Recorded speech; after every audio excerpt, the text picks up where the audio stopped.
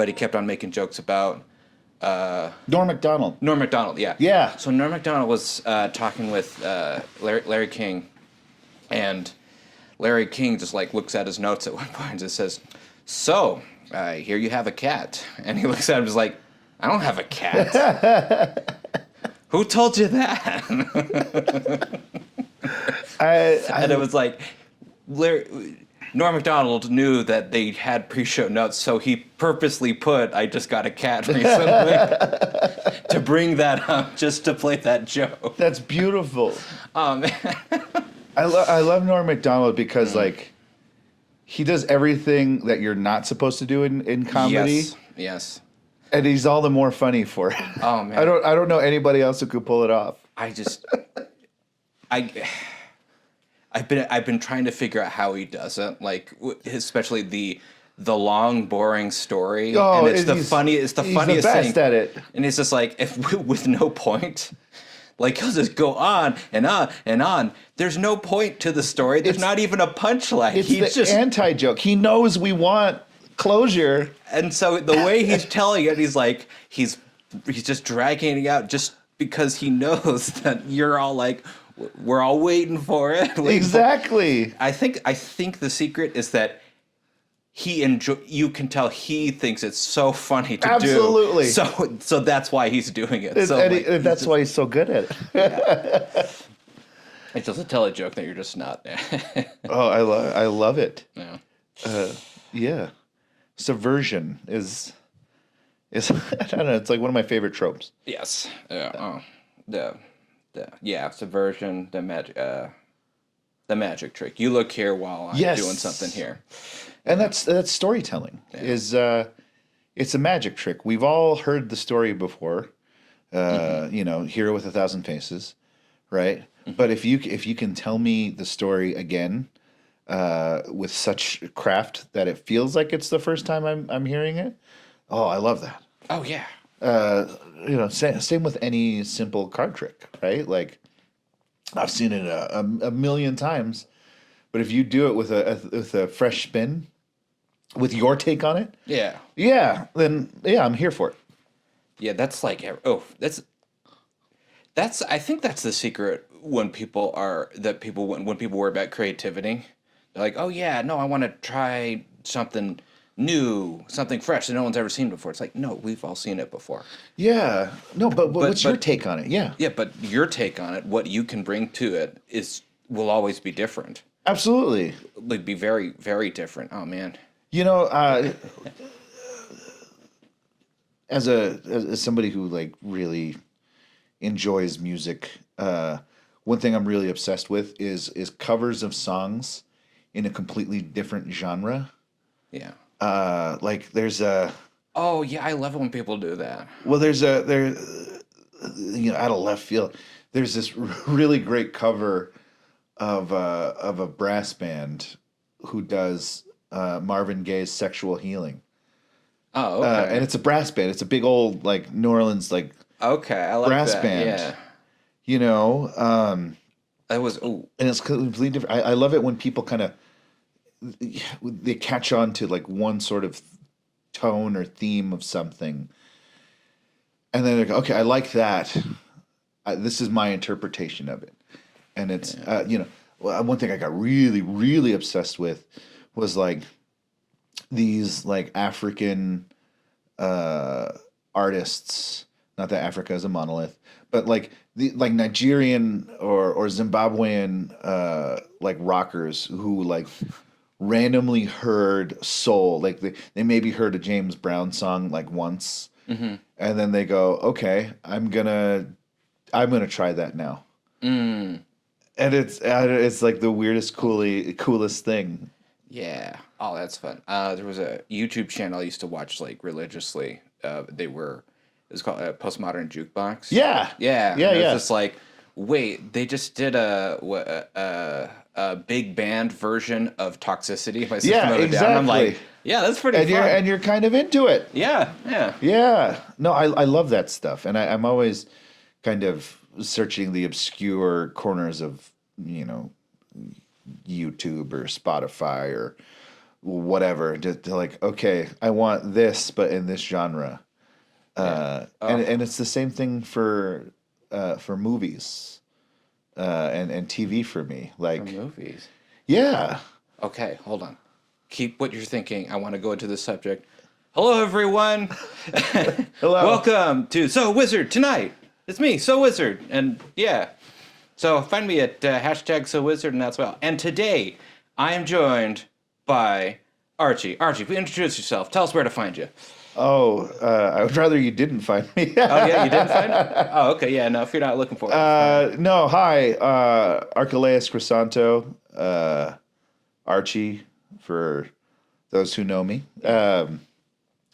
I just think Archelaus sounds a lot better on the whole credits sheet. It looks impressive. My IMDb, it looks impressive. Yeah. But I'm an actor and filmmaker, and you can find me on Instagram. Yes. At Archie Crisanto, ArchieCrisanto, or at my movie festival page.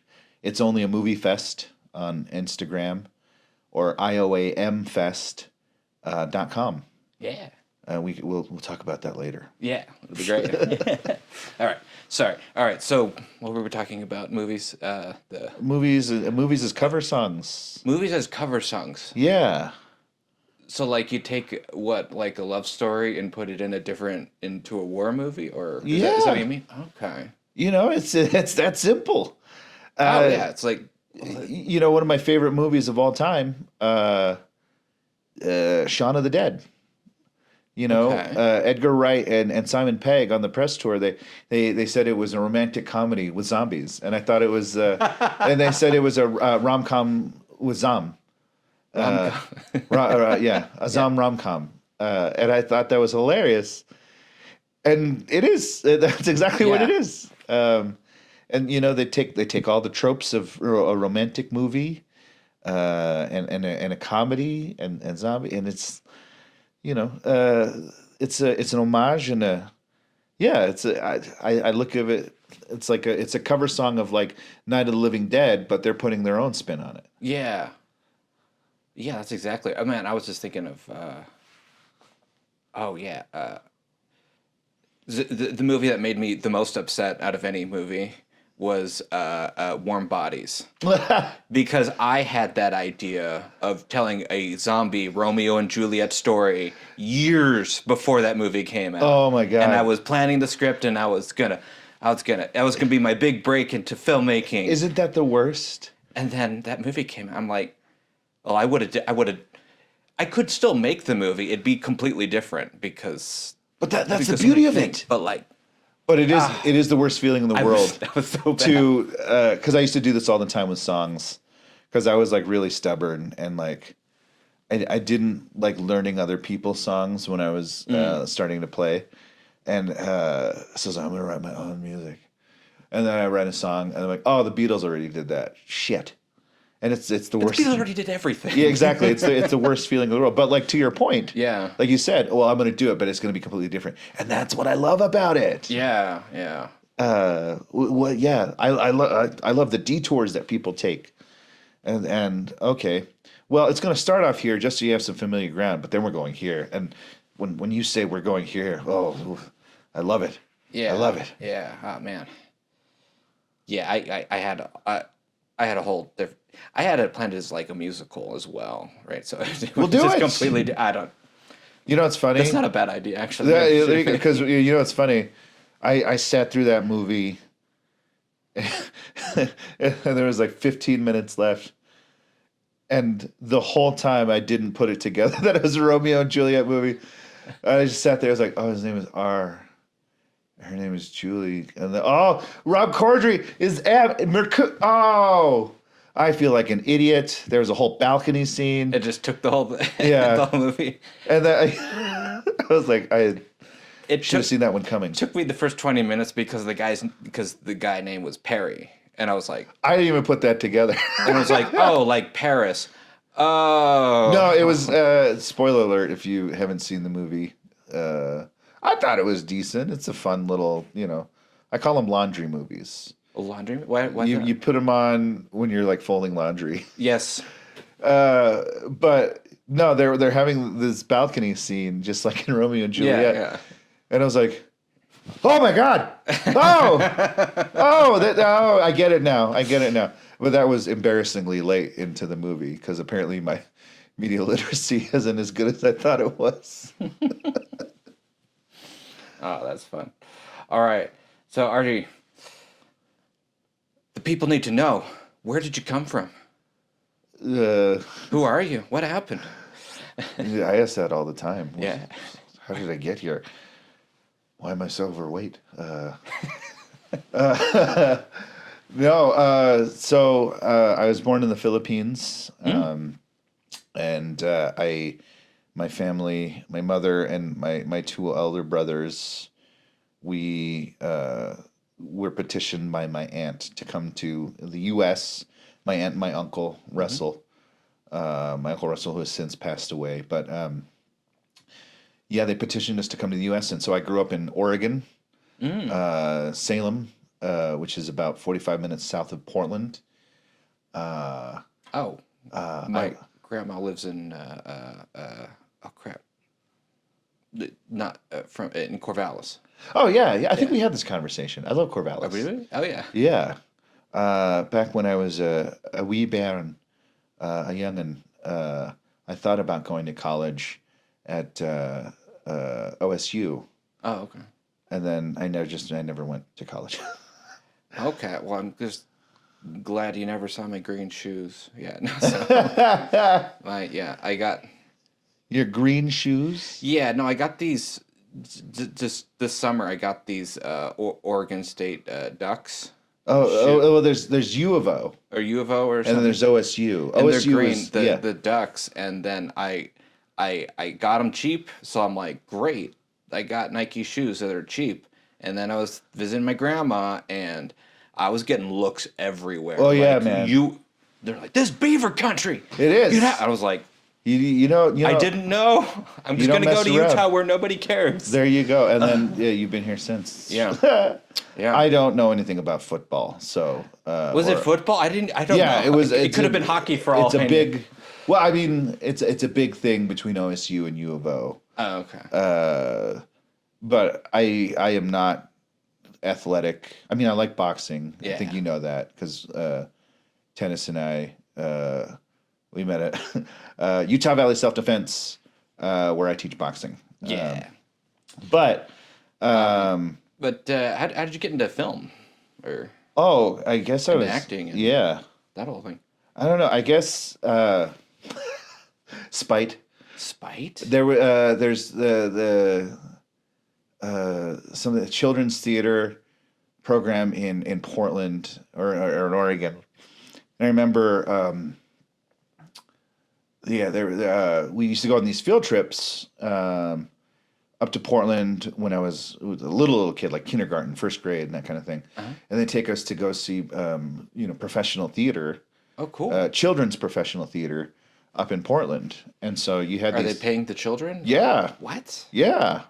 Wow. So I remember seeing Willy Wonka at one of these shows, and I was like, "That's not that hard." I was like, I could do way better than one of these kids. Yeah. And I remember, just like watching movies growing up and like watching kid actors. I'm like, dude, that kid sucks. And I was like, I could do way better than that. So yeah, spite is how I got into film. And I was sort of a latchkey kid where my two older brothers, we weren't they're like 3-4 years older than me. And so, they were into like different stuff. Yeah. And then, I was kind of left to my own devices. And so I played with a lot of toys and just like came up with my own stories. And then, I watched a lot of movies, back when you had to rent them from Hollywood Video or Blockbuster Video. Those were the days. And, or Saturday matinees. You know, Yeah, mayonnaise are great. there'd be like a TV edited for TV movie that you really weren't supposed to be watching as a kid, Yeah. and and then you'd be watching it like, oh, this is the coolest thing ever. Oh yeah. And anyway, so I've always loved movies and storytelling. I remember it was like a week before Jurassic Park came out, and there was like this TV special of just like this whole hour behind the scenes, and they were talking about like the puppets and animatronics, and then they were like, oh, and this is CGI, which means for computer generated image, and it was like one of the first really CGI heavy movies. And I remember just being fascinated by the whole filmmaking process. Being some weird kid from Oregon, I never thought that I could be part of that. Yeah. And I didn't think it was a viable option for me. And so I got into music as a teen, and I thought that's where my career was going to go. Ended up in Utah, where I played music for a while. It was very hard making money playing music, at least the kind of music that I wanted to play. I wanted to play a lot of blues and folk, but like proto folk, like a really dark stuff. I kind of gravitated towards, which not much of an audience here at the time. Understatement. And yeah, but then through there I kind of met some contacts and some dear friends who did film, and I was very fortunate that they gave me for like my first couple of years they kept inviting me back to go work on things and gave me my first paid gigs in film, and it was that time that I was like, oh, I can kind of make a living. Yeah. Hopefully, to the powers that be, we're still trying. Yeah. But no, it was moving to Utah because Utah has such a really great infrastructure for film. All the cowboy movies and all the movies and media and commercials that are filmed out here. I used to work on a lot of church stuff, and there's always something filming, and so it's really easy for you once you get on set in Utah to find yourself on another set, as long as you're not an asshole. And you work hard. It's my problem. Yeah. Yeah, man. You can't be throwing hands. No. But once you get on a few, you make a few like really good contacts. People seem to like working with people, and people still seem to like working with like chill people, and you get invited back. And so that's how I ended up as a filmmaker and actor. Ah, that's fantastic, man. Yeah. Yeah. All right.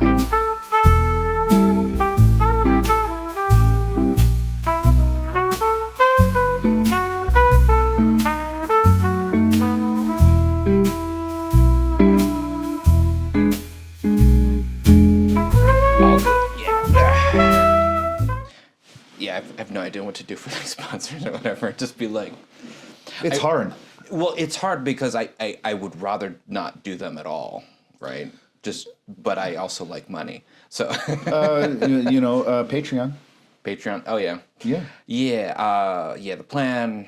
Well, I have some plans of where to take this further, but I've gotta. There be in a couple months is when I'm going to start doing them. So. Yeah. No, I feel you. I mean that was like.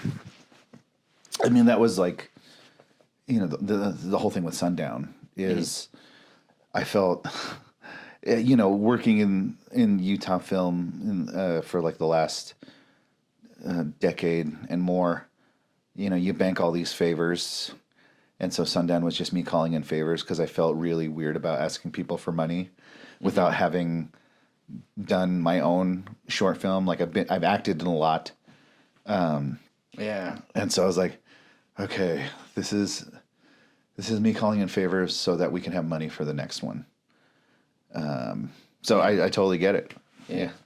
Yeah, now let's go into that though. Sundown, or what projects you got going on right now? Too many. Too many? The biggest one is so I every year I run a short horror film festival called It's Only a Movie. That was given to me by my good friends Joseph and Vanessa Winter, who have since blown up. They made a movie called Deadstream. Oh yeah, I saw that. Yeah, I love that movie. It's like a yearly tradition now, not just because my friends are in it and I worked on it, but yeah, I was the first AD in that. But go see it. It's on Shudder. And then we were able to do a film or a segment for a movie called, excuse me. So we were able to do a segment for a film franchise called VHS. And so we did a segment called To Hell and Back for VHS 99. And that got a lot of really great love. But anyway, I met them when I directed my first play, which is The Woman in Black.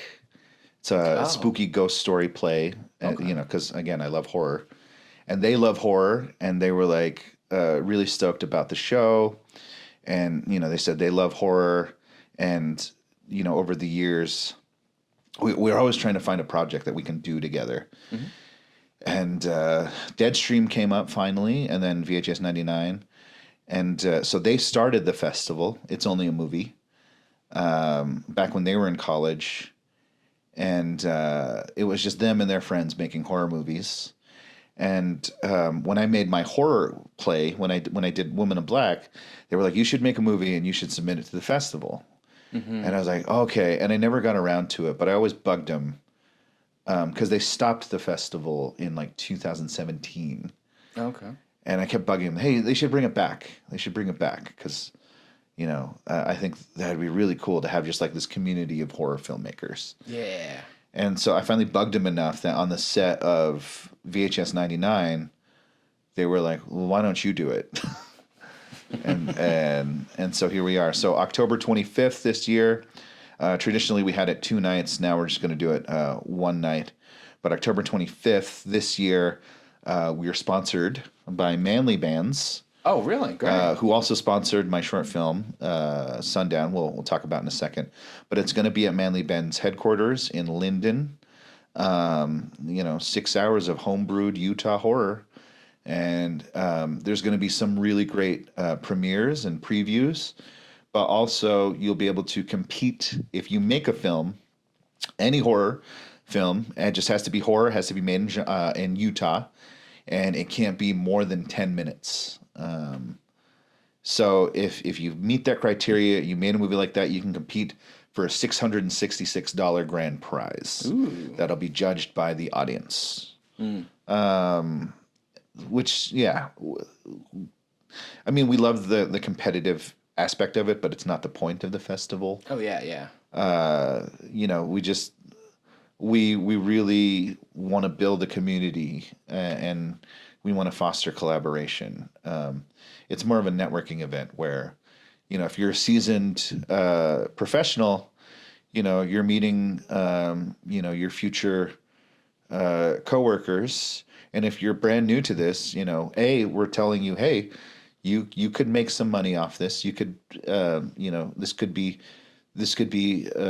successful for you, maybe. Mm-hmm. And you are also meeting your future coworkers. And so, I don't like that middle ground. Like when I was growing up, I had no idea how to put my foot in the door for film. Let me tell you about that. Yeah. Yeah. I know exactly how that is. Yeah. Well, yeah, and it's because you did film school, and then I get out of film school, and then I'm like, well, now what do I do? But yeah, well, I didn't even have that. Yeah, I just.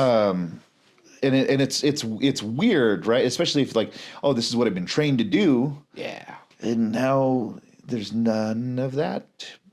But the thing that we really want to do with the festival is again, no.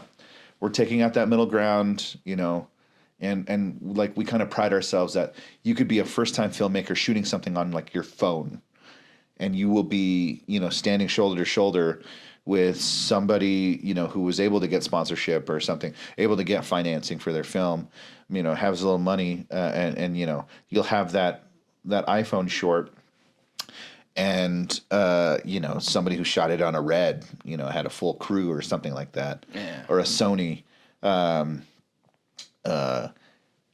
the audience decides which one is good. But again, I mean, it's like the quantification isn't the point. It's really just to celebrate that we've all been in the trenches.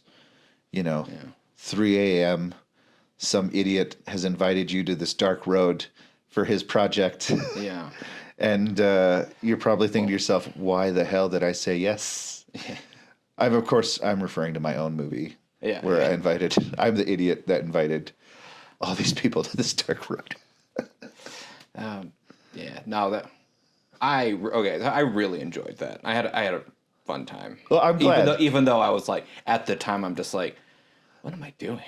Yeah, right. Well, so was I. Yeah, right. And what I mean is like, I was more worried about my body. I was just like, I shouldn't stay up this late. Yeah. That I wasn't thinking like, oh, why am I here with Archie? So no, I was thinking it was just like, oh man, I got to stay awake. Come on, Danny. Oh Stay man, awake. Stay awake. Same. All of the above. I was the one going, why am I awake with Archie right now? This is whose idea was this? I need somebody to blame. But yeah, that is. So the film festival is really big, and it's something I work on every year. Yeah. But I have run this festival with my friends Chris Curlett and Esteban Senzig. I couldn't do it without them. They're the technical expertise, and then they've done a lot to kind of shape the culture of what we're looking for in film. And so we're a very inclusive festival, and we loved. We love hearing from marginalized voices or people you don't necessarily hear from as much. So, we want to hear from, our BIPOC filmmakers a lot more. We want to hear from our queer friends a lot more, and just get different perspectives, because I think different perspectives and that diversity of cultures, that's what makes really interesting stories. Yeah. Is when these things intersect, and it's that thing that we were talking about, where I like this, but now I want to hear a different spin on it. We like those perspectives, and again, like Chris and Esteban have been really instrumental in kind of shaping it into what it is and making it run. Yeah. And I will say though that I've been to it ever since I've heard about it, and then first year I just watched because I didn't have anything. I was just like, whoa. I think you invited me to it. Probably. It was just a chance. It was just a chance meeting, because you're not always at the. I was just started at the gym, and I didn't really know anyone, and I just ran into you, and he talked about that. I'm like, that's so cool. Yeah. So, absolutely. All right.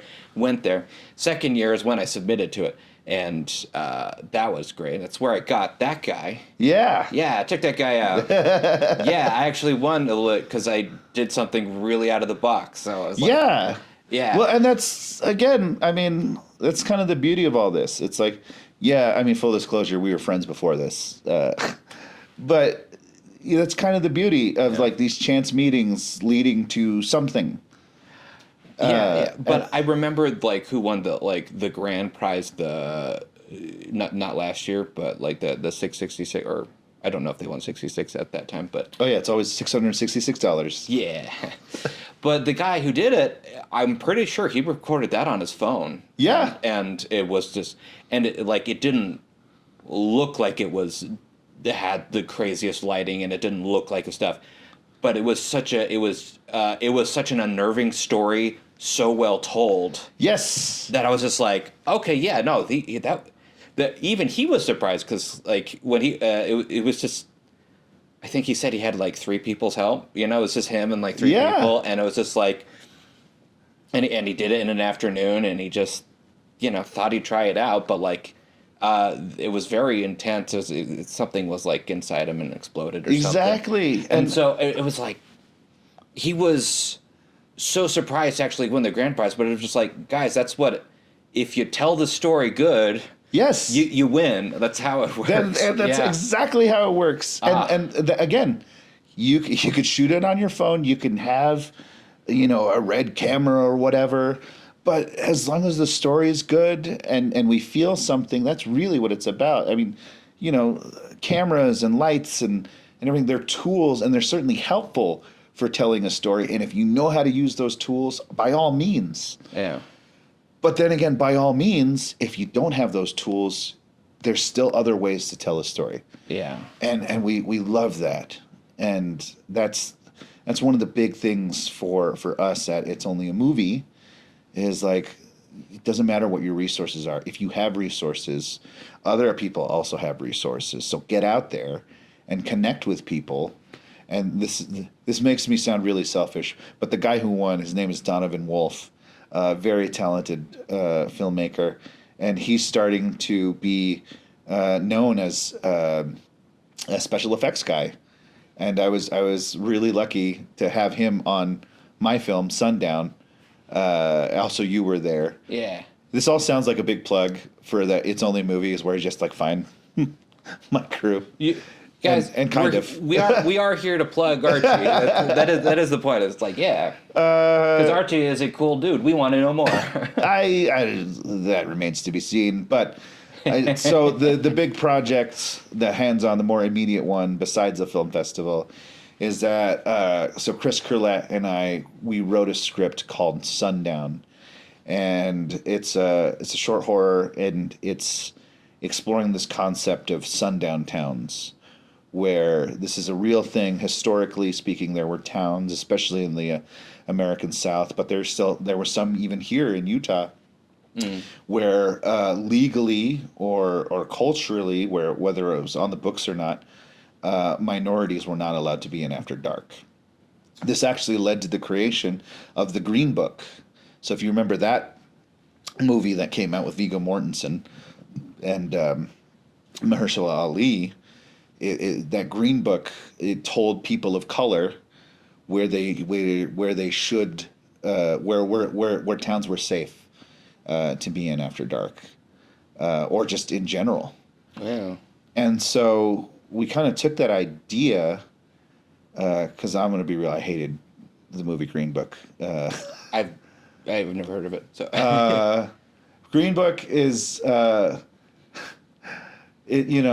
Mahershala plays this musician that has to be driven around because he's touring the South. Oh, okay. And he faces all this discrimination, and the story is about his driver. And I was like, wait, this is the more interesting story here. Ooh, yeah. It's like my big problem with it. Yeah, I don't know. It's like, oh, it's about these kids. We were like, but this other story that you're not really addressing is a lot more interesting. Yeah. Yeah. And again, yeah. Green Book was that for me. I was like, oh, okay, so the person who's actually experiencing this trauma. Yeah. Yeah, no, it's his driver learns a lesson. Wow, that's great. And but nothing really in the driver's life, changes. Maybe his perspective does, which is great. Yeah. Anyway, long story short, was not a big fan of that movie, and so I wanted to write something that was a little bit more personal. And then, we talked a little bit earlier about subversion. Yeah. And, right now it's kind of a scary time if you are a minority with a Hispanic sounding last name, due to, just like law enforcement heavily targeting minorities to be deported. Mm-hmm. And so, I was talking about that with my friend Chris, who is black, and we always talk about kind of our experiences. And we talked about how being pulled over is a much different experience for him and I versus our white friends, to be frank. You know, and even if we haven't done anything, you know, there's a chance just because of how we look that we could very well become a statistic, and that's terrifying to us. And so, you know, we have to smile. We have to really put on this air of overcorrecting, of being, hello, I do speak English very well. I'm very friendly, and compensating for that. And so we talked about the terror of what that's like, and then we wanted to turn that on its head somehow. And so Sundown, the script that we ended up writing, the log line is two rural sheriff's deputies on a dark road outside of a sundown town. Two rural sheriff's deputies are about to find out why you shouldn't go out after dark. And so we're playing a lot with horror genre tropes and you know, that kind of storytelling, but it's all within the space of you know, these social issues that are actually, you know, affecting people right now, that are scary in real life. Because I love what like Jordan Peele is doing with Monkey Paw Productions. Oh yeah. I love what Ryan Coogler did with Sinners, where you know, he took something very, they both took something very personal, but because it's personal, you know, it does have appeal. It's not niche, you know. It's not just a black people movie, you know. Yeah. It's something that we can all, because if you have any sympathy or empathy, it's something that you can all kind of experience and appreciate, even if it's from a different perspective. Yeah. And so, you know, I've always loved horror like that, where, you know, for example, Godzilla might not be as scary to you or me today, because it's more of an action adventure thing now. Yeah. But back when it first came out in Japan, you have this unstoppable, destructive force of nature rising from the sea in Japan 10 years after Hiroshima and Nagasaki. Yeah. Right? So obviously, you know, it is in the people's subconscious or in the zeitgeist that's scary. Yeah. Right? That's terrifying. And so Sundown is kind of our attempt to tap into something that is a real life fear and kind of put some context and some perspective to it. And I you know, I think even though it's something born of something that's very personal for people like me and Chris, I think it's going to resonate with a lot of people, and hopefully it's scary. Well, it's pretty good on that. Like I can testate to that. Yeah. No, I think that's just, maybe there's some disagreement and stuff, but like that's how you do horror. Yeah. It has to be personal. Yes. Okay, okay. Well, I'm just thinking of I think of, you know, I know it's true because the opposite is also true. Yeah. I think just one of my favorite times watching a movie was this movie called Malignant with James Wan. Okay. Yeah. And it was just like, you watch that, and it's the exact opposite of personal. Yes. When you find out what the monster actually is, it just kicks you out, and you're just like, what? Yeah. What?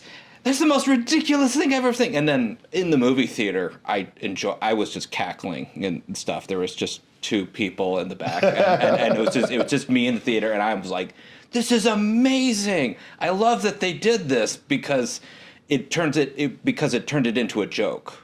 Right. Yeah. And so it's like that's the opposite of it being personal, right? Well, but it's just like, when a movie is personal, well, that's how it becomes scary, because the scariness went away as soon as the joke was revealed, you know. But then, I think horror and comedy have a lot in common. oh, certainly, yeah. Because they're both about that tension and then release, tension and release. Yes. And it also has to be. It doesn't have to be personal, but like, it's so much better when it is. Yeah. Well, when I say personal, I mean like I went very personal for my screenplay, but speaking of Jordan Peele, there was an interview with him where he talks about his writing process, and he talks about if you're not enjoying yourself during the writing process and you're not laughing at your own script or like terrified by your own script. Yeah. And if you're just thinking, oh, audiences are going to love this, and you're not just like present and just going, oh, this is scary to me in this moment right now, or this is funny to me right now, then he's like, then why are you doing this? If you're not doing it for you to entertain yourself, yeah, then what's the point? If you don't even like what you're putting out, or it doesn't resonate with you, and I really like that, because I enjoy the process of creation in as much as like I can see it in my head, I can experience, as an audience member, what should be happening. Yeah. And if that experience, just coming up with something, doesn't affect me like it would in the theater, then how am I going to expect somebody else, how am I going to expect an audience to be affected? Yeah. And I really like that interview for that reason. Yeah. Well, it's like the exact same thing with like why we don't really like propaganda films is because they're like, oh, they're just shoving this image, they're shoving this idea in your face, and it's not your idea, and it's not personal. Right. So, sorry, religious films, like it's propaganda. Well, but on the flip side, there are good religious films, but they're not. The good ones don't shove it in your face. Well, the good ones are present, and like this is this story. And to the flip side, but still to your point, Starship Troopers was anti-fascist propaganda disguised as a fun action bug movie. Yeah. All their uniforms are gray. All their uniforms are based off Nazi uniforms, and it was Paul Verhoeven. It was a trick that he played on the audience, where you're rooting for these people, but then it's like, oh, they're like suspending rights in this movie, and they're implying that the bugs are actually a very intelligent, sentient race, and we're actually invading them.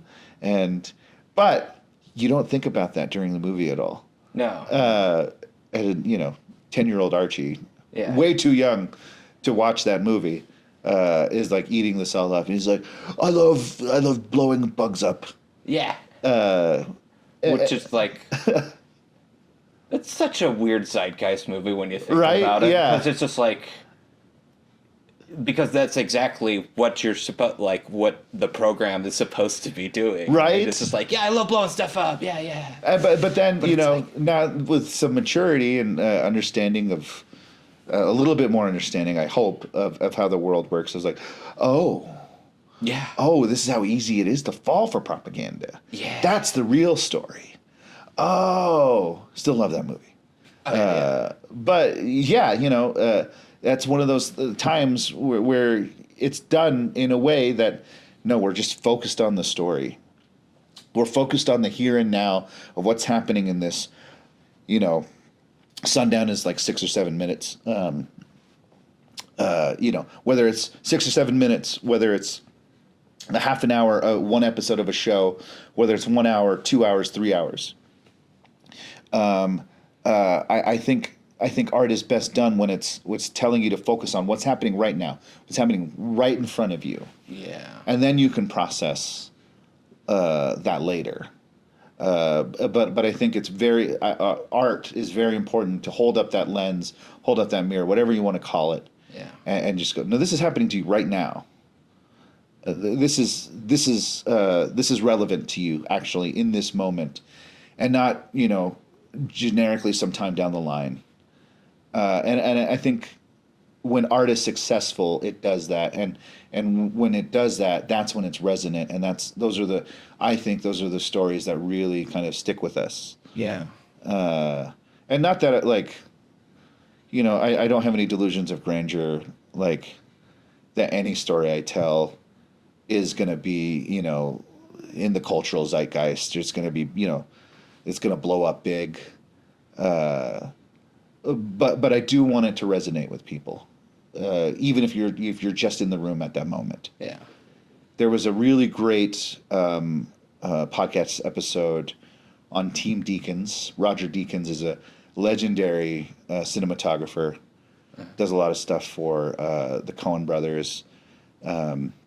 Did 1917. But he interviews a lot of people from the industry, and just like this, just like a nice little conversation. Yeah. I'm so sorry. You're good. I'm the one who's supposed to turn that off. Oh my gosh. It's fine. We'll fix it in post. Yeah. So on Team Deakins, they interviewed Barry Jenkins, the guy who wrote and directed Moonlight, and he talked about the desire to create art. And he's talking about how, after he won the Oscar for Best Picture for Moonlight, he was like ready to go on other projects, and people are like wanting to give him money to make this. And he decided on a series that was very personal to him called Underground Railroad. But he didn't want to do just like a one-to-one historical retelling of what the Underground Railroad was. And so he did it in a way that was, this is what he said, like, this is what his little kid him thought of the Underground Railroad when he first heard the term. And I think a lot of us can relate to this, but when he first heard term Underground Railroad, he thought of it as like a literal underground railroad with train stations and tracks and what I thought and too, engines. Yeah. Instead of this, this network of people helping. But so he said he wanted to do that because he was like, if I did the prestige historical drama aspect of it instead of what I creatively wanted to do, because a lot of people have done, the Underground Railroad. But if I had done, what that was instead of what I really felt in an honest moment as a child, he was thinking of how I was going to make a killing at the box office or, in streaming numbers or whatever. Right. Yeah. And he was like, I don't want to make a killing. Instead of making a killing, because a lot of times, when we're successful, slay, or you killed it, man, that was awesome. Yeah. We're doing so well successfully numerically, whatever metrics that we've met. And he was like, I don't necessarily want to make a killing. Yeah, that's important when you're in the film business, because at the end of the day, it's a film industry. It's a business. That is important, but he was like, but you also have to make art to make a living, not in you're paying rent, but you're making art to express yourself as a human being, because making art is one of the most fundamental aspects of being a human. Yeah. When we were cave people, we hunted, we gathered, and then we sat around campfires and we told stories about ourselves and we painted ourselves on walls. There's a natural desire to create art and express ourselves. There's a book I'm reading. It's called The Actor and the Target by Declan Donnellan. And I was introduced to it very recently with one of my acting coaches. And the intro, it says that art is so fundamental to the human experience, that if every theater was razed to the ground and society had crumbled and we went back to living in caves, we would still have the desire to be acted to and to act to people, to create pantomimes, to create plays. Yeah. and that's a fundamental need. It's not just like an extra, bourgeoisie thing. That the only the elites can have. Every single person inherently wants that to happen to them. It's why kids love play, right? Yeah. They call plays play because it's kids trying to figure out the world around them. And I don't think that changes when we become an adult. We plays and art help us process what it means to be human. And I think that's something that's really important to kind of keep in mind when we're writing and we're creating art. I don't want to do it just because I think it's cool and I think other people think it's cool and they're going to give me lots of money. I certainly hope so. Yeah. But, I really want it. I really love for that to happen because my story that I told resonated with you in some way. Yeah. And yeah, that to me seems more sustainable. And I run into a lot of people, especially because of the festival. Yeah. They send me their movie and they say things in their email like, this is going to change the face of horror. This is going to, this is an emotional roller coaster. And I'm like, you got those words from some other review for some other movie. And so tell me about your movie. Tell me about you. Because that's what's interesting to me. Yeah. And that's why, like, for example, your film, I think you used the term, it came out of the box. And that's one of the reasons why I loved it so much, is because it wasn't like anything anybody else was doing. And you didn't do that just to do it. Those were the resources and tools that you had. And it was such an honest effort that I was like, man, we got to call this out. This is cool. Yeah. And, that's the art that I really resonate with. That really sticks with me personally. And that's the kind of art I like seeking out. If and this is a very vague notion, but like, if it's honest in some way, or it's sincere, and there's a lot of different ways to define that, but that's where I come from personally as an artist, and I seek out other artists that are kind of doing the same thing. Yeah. No, I feel like what you're describing is a lot of my own thoughts on filmmaking, right? And so it's like I see that we both think that way about stories, especially about stories. What occurred to me, so I spent about 10 years as a web developer, just away from film and stuff. But I realized that it's like I couldn't actually live my life not trying to tell stories. Yeah. Like it's too important to me, and it's too important to if society collapsed, I still want to be telling stories. If I end up being the homeless starving artist, it's just like, well, no, it's too bad that I'm starving, but like what else could I possibly do with my life? I can't think of anything else that I'd rather be doing. Yeah, and I mean, for some people, like maybe for some people, those numbers absolutely make sense to them in a way that moving pictures make sense to us. Yeah, and I think because of the way that I define art, of it being just an extension of a human being trying to process what it means to be human. Mm-hmm. There can be art in anything. It's kind of lame. But at Subway, they call the people that make sandwiches, they call them sandwich artists. They're not just a sandwich maker.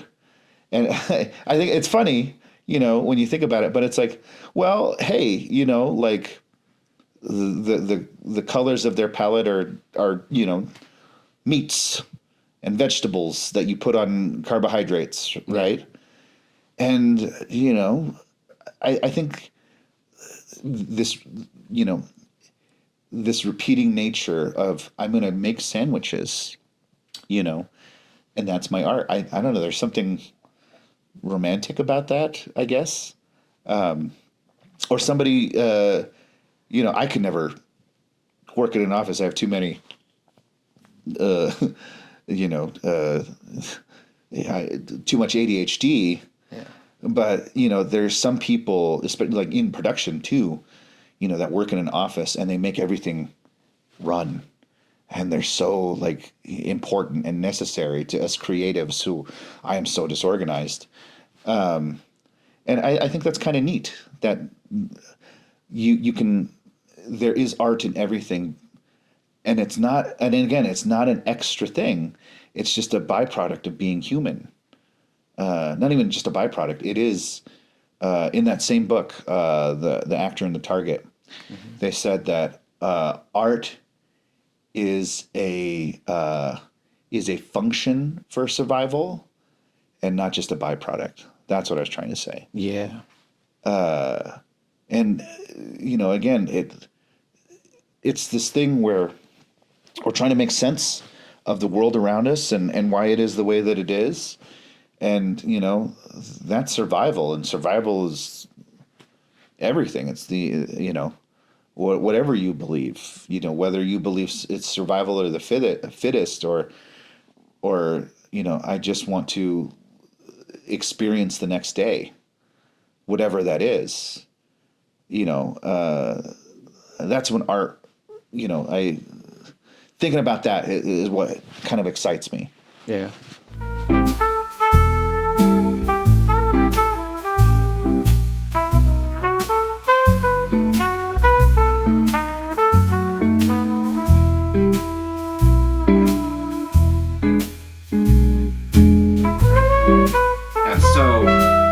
Set. Tell me about how when you're on set and everything goes perfectly all the time. Yeah, nothing bad ever happens. End of interview. Goodbye. No. It's like it might be one of my favorite parts about filmmaking is that problems happen, and so all the creative people got to get real creative real fast. Yes. And it's oh my God, what yes. happens is so much fun. Yes. Yeah. For example, on Sundown, halfway through the night, our generator just stopped working. And so is this the first night? Yeah. That's a story in and of itself. But on the first night, our generator stopped working halfway through the night, and we were only running lights on battery power. And so we were rushing to get as many shots as we could while we still had batteries in the lights that we did have. And so we didn't end up getting nearly as much footage as we had planned in the shot list on night one.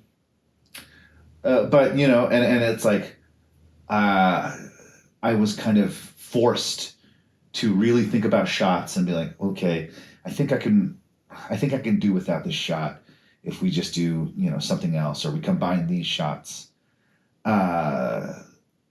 And like you said, it's like, okay, well, that's what creativity is. Yeah. Is adapting and figuring something else out. Okay, well, this did this, but I wanted to do this. Well, but this is the situation. Okay, let's, like you said, get creative. And the camera team was able to really pull off like some miracles with the lights that we did have. And that was just cool to watch. Our second night, we accidentally broke a window that we weren't supposed to. That was pretty great, yeah. It was just like, one of our lights ended up burning out completely, and there was just a lot. There was a lot of moving parts, and the thing is, like, you could be on something that's even better funded and has a bigger budget. Because I was just calling in favors. Literally, we just talked about how, over the last decade and some change, I worked with these people for a lot, and I've worked with them, uh, you know, for free, not in the hopes that, okay, one day I'm going to do something. But, I genuinely wanted to support other creators. And it was really nice that in the moment when I wanted to do something, and this isn't always going to be the case, but again, I was very lucky that a lot of people wanted to help me create something. And a lot of people that were really good at their jobs wanted to show off their skills in my thing. Yeah. And I'm very humbled by that.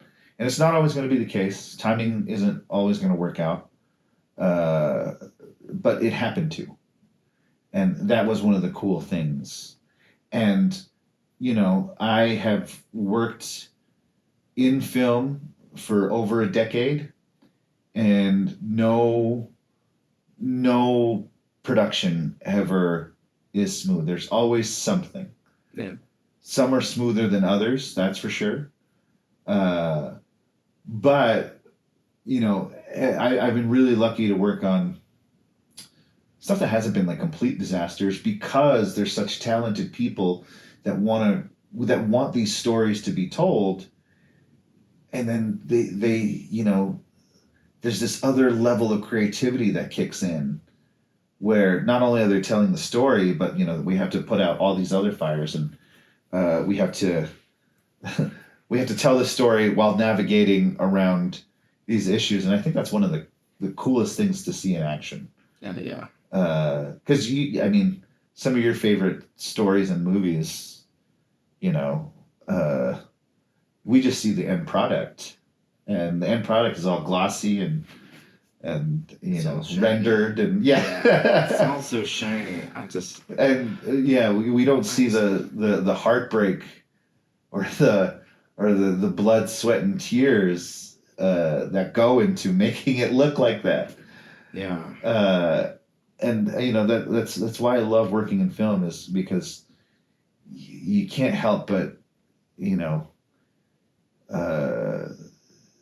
kind of catch on to some of that passion to get it done. It's like it's like being on a.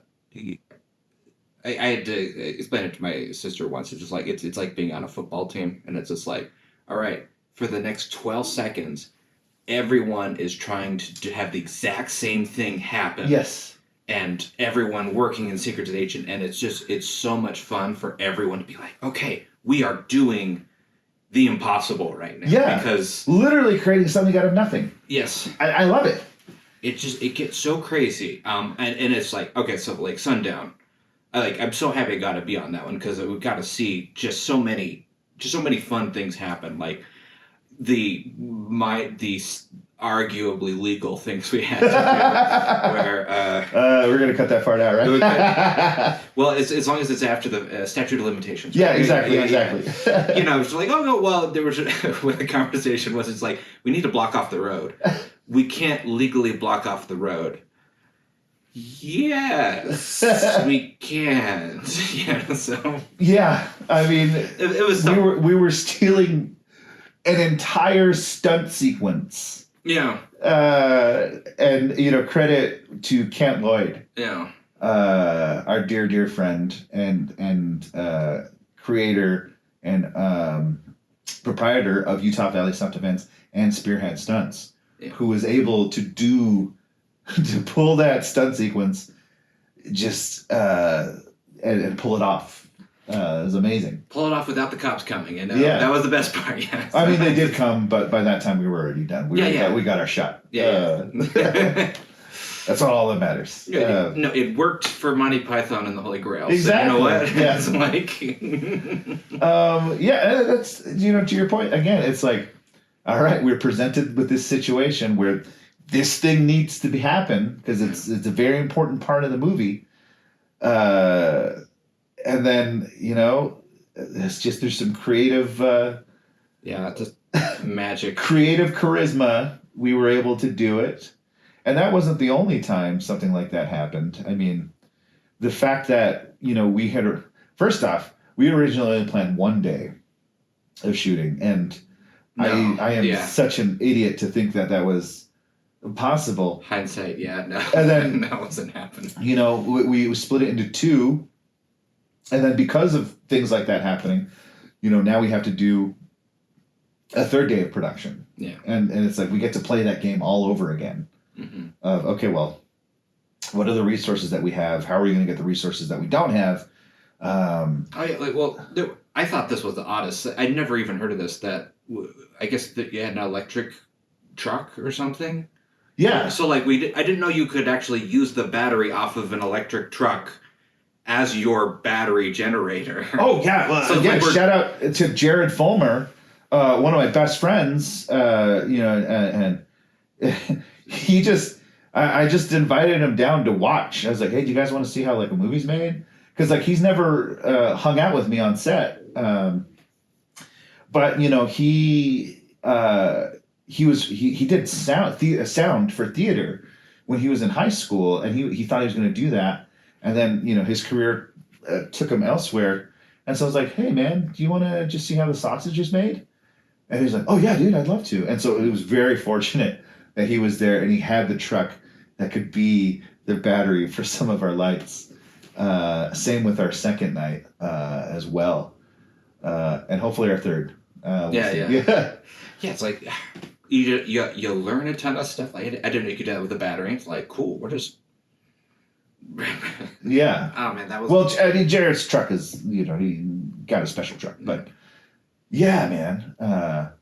It's again it goes back to the community aspect of, well, there's an issue that needs to be taken care of that's affecting the entire community. So how do we fix it? Yeah, how do we fix it? And we got to do it in 2 minutes. Yeah. And again, that's well, it was like a scene in Apollo 13 where they're like, cool, you have these things, you need to get them oxygen. Exactly. And they need to build it like this. One of the you have 10 minutes, go. One of the lines that's always stuck with me in Apollo 13 is that you have to make a square peg fit into a round hole. And Apollo 13 came out when I was I don't know, I was like 10 or something like that. Yeah. And I don't know, that's always stuck with me. And I had a VHS of Apollo 13, and I had this little 30-minute behind the scenes in the beginning of it, and I've always ate those up. I've always loved those. Yeah. And that's always stuck with me. It's like you got to make a square peg fit into a round hole, which is filmmaking. And filmmaking, especially narrative filmmaking, you need to create literally something out of nothing, whole cloth. Yeah. And that challenge is so exciting to me, even if it's like a commercial where I don't have any personal stakes involved. So I love watching that. Oh man, it's so much fun. I guess here's a question: if you're on, I don't know if you know this sort of stuff. If you're on one of these giant Hollywood sets, right? You're on an Avengers movie. Shouldn't this stuff happen all the time, even there too? Oh yeah, it doesn't matter how many millions you have. Oh yeah, absolutely. I mean, you have millions of dollars to help solve the problem. That's nice, but these problems are just Well, going back to Guillermo del Toro. Yeah. He was gonna direct The Hobbit, and then time was kind of dragging on with no approvals from the studio to start anything. Yeah. And he had moved down to New Zealand with his family, and he was like, dude, I can't keep doing this to my kid. I guess I remember reading an interview. His kid was in middle school or something, and he was like, I can't stay down here with my family who I've uprooted, moved to New Zealand, to just not know what's happening with production. And he left. And after some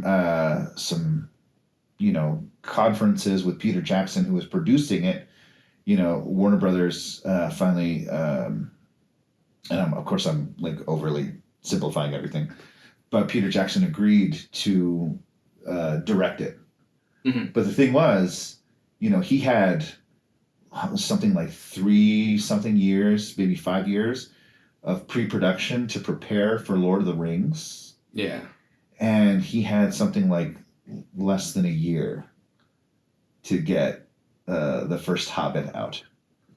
So they didn't change the release date, and so that's why a lot of wasn't he like writing the script yeah writing the script of 2 and 3 like while on the set exactly because they just needed to happen. And it was there's a really speaking of behind the scenes again. I love behind the scenes. There's a scene where he's trying to prepare for the eponymous Battle of Five Armies in the movie Battle of Five Armies, and he doesn't have any shot list. He doesn't have any shots planned, and they're about to roll cameras, and so he's like, "Guys, I need a day," and he shuts down production so he can go walk around the set and just kind of figure out what he's gonna do for this multi-million-dollar movie. Yeah, and just like you're saying, it's like, yeah, having a lot of money does help, certainly. Yeah. However, making movies is still a physical process of assembling matter. Yeah. And sometimes you just need to take the time. And so multi-million-dollar big Hollywood movies are not exempt from these problems happening. Yeah, it's just, it gets down to it like it's a miracle that movies ever get made at all. Anything, yeah. This is why, we I think we've talked about some movies that we weren't big fans of. Oh yes. Story-wise, but I tend to, even if it's not a story for me, I tend to still try to watch something in the theater. Try to watch at least a little bit of it, even if I hate it. Because I know what it took to get it there. Yeah, you watch. There's a lot of movies I actually really like bad movies, like the B movie, like that I laugh through. Me too. Yes, I love those. But even then, it's a lot of the times I'm just like, I try to see their point of view of it, and I'm like, I see what they're trying to do. They weren't quite successful, but I see what they were trying to do, and I appreciate that they did that so much. So. I don't know. I feel like I'd be bad at being a professional movie reviewer just because, I liked it because they tried. Yeah, exactly. There's so much about it I liked. I didn't like the movie overall, but I liked this. And so because there's just so much. Yeah. So I guess. No, dude, same. Yeah, it's hard to be a naysayer sometimes. I mean, if you've hung around me, I'll be very vocal about my opinions on movies, especially if I hate them. But at the end of the day. It's like I still have to respect them as as my colleagues, even if I've never met them. We're all in the same boat. Yeah, I've had like 2-hour long diatribes on a movie. Yeah, and then they'll ask me, so then at the end I'll be like, yes, overall I liked it. And they're exactly. It's like, wait, you just dumped on that movie for 2 hours. It's like, yeah, actually I enjoyed it. Yeah, no, I loved every minute of it. What? Same, absolutely. Even like the best movies, like some of my favorite movies, I still find fault. I can find fault with them. Yeah, it's very easy to do. I think movie people are filmmakers specifically are some of the most annoying people to watch movies with. If you are not a filmmaker, or if there's a non-filmmaker in the crowd, because we know how the sausage is made, and we can kind of take a peek behind the curtain. And we're not afraid to tell people how the sausage is made. So, yeah, every time I bring like a non-film friend like on the set or even to just to watch a movie, I'm always like, oh, you're in for the most cringe-inducing conversations that yeah. Well, you don't know what you're in for. Yeah, it's the behind-the-scenes stuff is so much fun. Oh yeah. I don't know why the story came into mind, where like this wasn't a movie, it was just in theater, right? And so it's just like theater is almost the same thing. Like there's so much stuff that goes behind the scenes when you're trying to do all this stuff. I mean, you would know. Yeah. But I just remember, I don't know why the story comes to mind, but there was I forget what the play was, but this one was acting, and a bat flies out of the rafters and latches onto her face, and she freaks out just because there's a bat on her face, screaming. They get this bat off her and stuff, and gets off, and she just goes up to everyone. And she goes up to the audience, just like, in 20 years of professional acting, I have never once broken character, but there was a bloody bat on my face. I apologize. And then started again. Just started. Just part of that immediately started going, and the show went on. I kind of love. I would love theater, and I try to do a lot of it. Yeah. I'm writing a play right now. Oh yeah. Another spooky play. It's called A Seance. After this, I want you to read the outline. Oh, I'd love to. Yeah. I love that because that audience that night got something special. Yeah. And I love the ephemeral nature of theater, where like you could have that same audience, they could come, the next night, and it's still going to be a completely different experience, and you can have that same audience come for night after night. But, as we go through our day, our moods change, things affect us. Yeah. And so, like Shakespeare, you've been around for hundreds of years. People still love watching Shakespeare because every time it's going to be different, because we're going to, in like the seasons of our lives, like we're going to gain more knowledge and maturity and understanding, hopefully. And so other things will resonate with us, at different times. But like I said, even, you go see a movie or a play, a few days, but you've been affected differently by different things. And I think that's really interesting, that kind of presence of when you're watching something. Yeah. Because again, it's like you're there right now. Just pay attention to what's happening right now, right in front of you. Yeah. And I think that's there's so many distractions, and I'm guilty of it because I have ADHD and I'll be on my phone a lot. But I love sitting down. I love when something is in front of me and I can sit down and just really appreciate everything that's happening in front of me, being absolutely present to the art. That is, that is my favorite thing. It's like when I totally forget myself. Yes. Yeah. And then I am in that movie. Or even, I love that, like the escapism of it. But I also love when I am very well aware of what's happening in front of me, and it's causing me to kind of reflect in myself. Yeah. So I love both of those experiences where I'm absolutely lost in this world, but then again I love the other side of the pendulum of I am suddenly aware of my humanity, whatever that is. Those moments they don't happen as much as the other moments, but they're still just as valid. And that's the great thing about art is you can have those, and you can have those in the same exact scene. Yeah. Lord of the Rings, a really great example of that. You have this epic backdrop of Middle Earth, and then you have Samwise Gamgee. I know it's not in the books, but he says,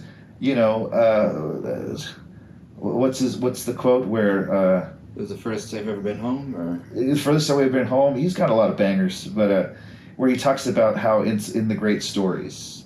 Oh yeah. Help me remember. They have to go home or something. I don't know. I know it's in Two Towers. He's giving them a monologue. Which again is not in the book. Yeah. But yeah, he talks about the great stories of like, it's just the simple folk. It's the little things. Yeah. I'm butchering this quote because again, it's not in the books. Just tell I'm a nerd. But I mean, I remember every time I watch that, it's so stirring. Or Gandalf will say, or even Galadriel in the very beginning, she says, sometimes the fate of can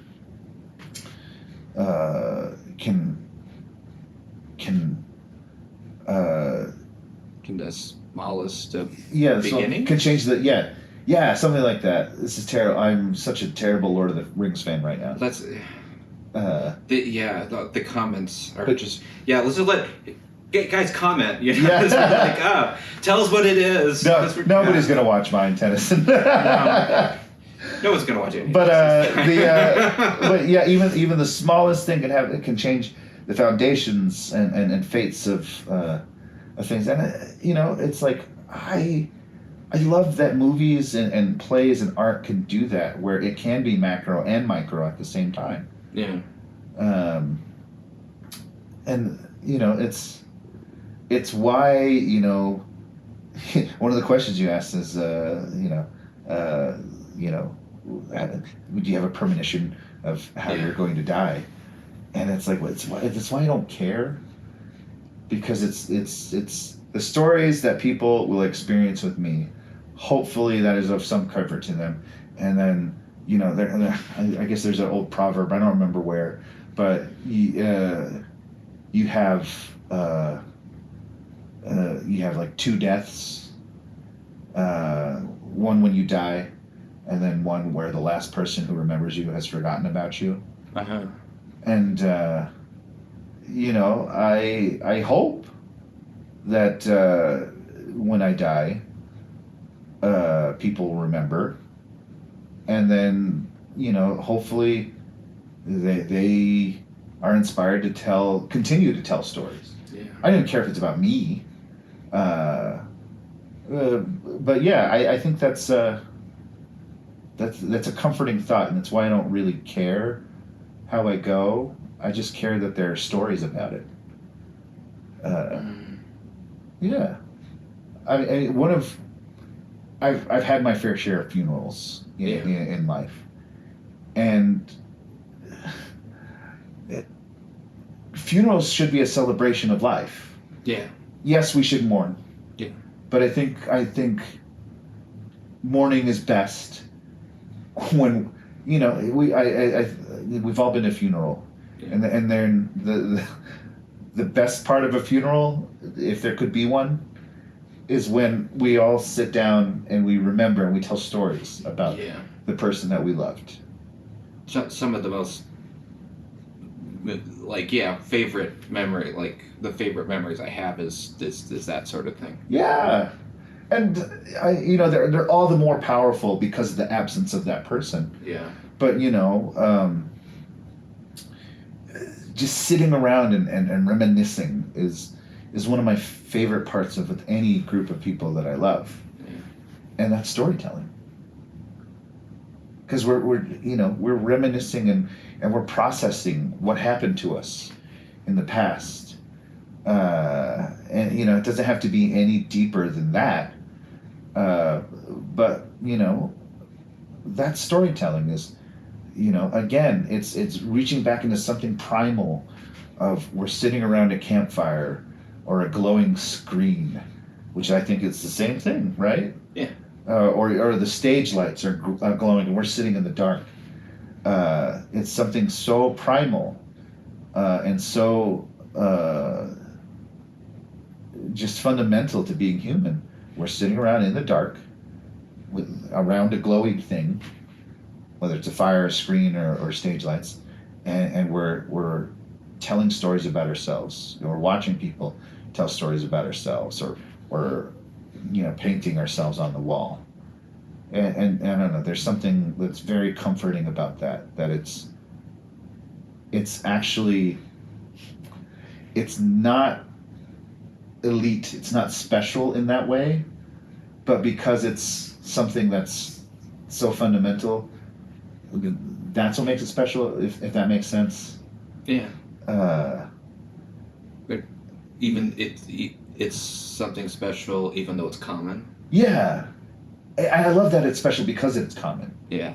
And it's accessible to everyone. Yeah. Hopefully. And, you know, I mean, that's the whole point of the film festival. That's the whole point of this. Yeah. I would imagine that you know, these whatever these stories are, whatever this processing is, just can keep happening. And you know, with like AI, you know, a lot of people are very scared about like where the industry is going to be, and you know, even just like the end of next year. But 10 years from now, I have no idea. But my hope is that our desire to tell stories and have stories to be told to us by a live person, I don't think that's ever going to go away. And so my desire is, you know,